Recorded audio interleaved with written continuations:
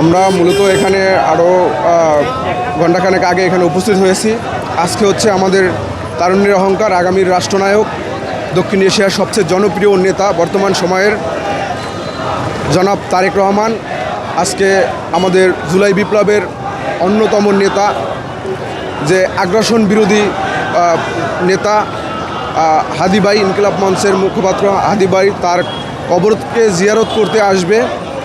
তো আমাদের নেতার সাথে আমরাও হাদি ভাইয়ের কবর জিয়ারতের জন্য এখানে এসেছি। আমরা হাদি ভাইয়ের জন্য দোয়া করব, আল্লাহ তাআলা তাকে যেন জান্নাতে সর্বোচ্চ স্থান দান করে। তিনি সম্ভাবনার একটি সম্পদ ছিলেন। বাংলাদেশকে তার অনেক কিছু দেওয়ার ছিল, কিন্তু দুর্ভাগ্যজনক দুর্বৃত্তরা এই দেশের যারা দেশে যারা বিরোধী, যারা এই দেশের অস্তিত্ব বিশ্বাস করে না, তারা তাকে নির্মমভাবে গুলি করে হত্যা করেছে। আমরা এই হত্যার বিচার চাই এবং অনতিবিলম্বে যেন এই হত্যাকারী যারা দেশ থেকে পালিয়ে গেছে তাদেরকে দেশে আনার মধ্য দিয়ে ফাঁসি নিশ্চিত করে, এটা আমরা দাবি জানাই।